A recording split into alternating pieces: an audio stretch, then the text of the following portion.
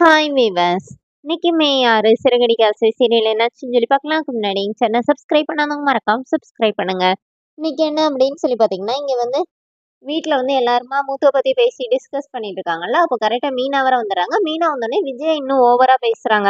இந்த மாதிரி நீ தான் வந்து வண்டியில வந்து எழுதி வச்சிருக்கல 500 மாலை கட்டின மூத்தோட மனைவி, நீ இனிமே உன்னை எல்லாரும் குடிகார முன்னாடி தான் சொல்லுவாங்கன்னொடனே, இப்போ மீனா என்ன கேட்கறாங்கன்னா, அந்த குடிகாரனை பெத்தது நீங்க தானே, அப்போ அவங்களோட அம்மா நீங்க தானே சொல்லுவாங்கன்னொடனே, என்ன நீ இப்படி பேசுறனோடனே ஸ்ருதி சொல்றாங்க, ப்ராக்டிக்கலா அவங்க கரெக்டா தானே ஆண்டி பேசுறாங்க அப்படின்னு. அப்போ நீங்க மீனா என்ன சொல்றாங்கன்னா, ஓ எனக்கு கல்யாணம் முடிஞ்சு இன்னும் 1 வருஷம் கூட ஆகல, நீங்க தானே அவரை இத்தனை வருஷமா வளர்த்தீங்க அப்படின்னோடனே, இப்போ விஜய் என்ன சொல்றாங்கன்னா, நான் ஒண்ணும் அவன வளர்க்கலையே. நான் வளர்த்த 2 பிள்ளைகளும் நல்லா தான் இருக்காங்க. அவன வளர்த்தது இவரோட அம்மா தான். அதனால தான் அவன் இப்படி ஆயிட்டானோனே, இப்ப அண்ணாமலை கோவப்படுறாரு. நீ சும்மா இருந்திருந்தாலே அவன் நல்லா இருந்திருப்பான். நீ இப்படி பேசி பேசி தான் அவன இப்படி ஆக்கிட்ட அப்படின்னு. ரோஹிணி வேற ரொம்ப திமிரா பயங்கரமா பேசுறாங்க. அவங்கள பார்த்தாலே அப்படியே இரிட்டேட் ஆகுது. அந்த அளவுக்கு பேசிட்டே இருக்கிறாங்க.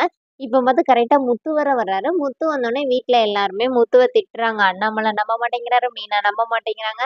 முத்து வந்து ஒவ்வொருத்தரையா கெஞ்சுறாரு. யாருமே யோசிக்க மாட்டேங்கிறாங்க. முத்து சொல்றத நம்பவும் மாட்டேங்கிறாங்க. ரோஹிணி வேற ரொம்ப பேசுறாங்க. இப்ப அண்ணாமலை கிட்ட போயிட்டு, அண்ணாமலை கிட்ட வந்து முத்து கெஞ்சுறாரு. அவர அடிக்க வேற கை ஓங்கிர்றாரு. அப்புறம் மீனா தான் மாமா அப்படின்னோனே அப்படியே நிப்பாட்டிட்டு உள்ள போயிர்றாரு. அப்ப விஜய் என்ன சொல்றாங்கன்னா, மொதயே போய் அழிச்சு வளர்த்துருந்தீங்கன்னா, இவன் இப்படி இருந்திருப்பானா அப்படின்னு. அப்புறம் அண்ணாமலை உள்ள போன பிறகு ரோஹிணி என்ன சொல்றாங்கன்னா, நாங்கன்னா எதனாச்சும் தப்பு பண்ணிட்டா எத்தன கேள்வி கேட்பீங்க? இன்னைக்கு உங்கள யார் கேள்வி கேட்கறது?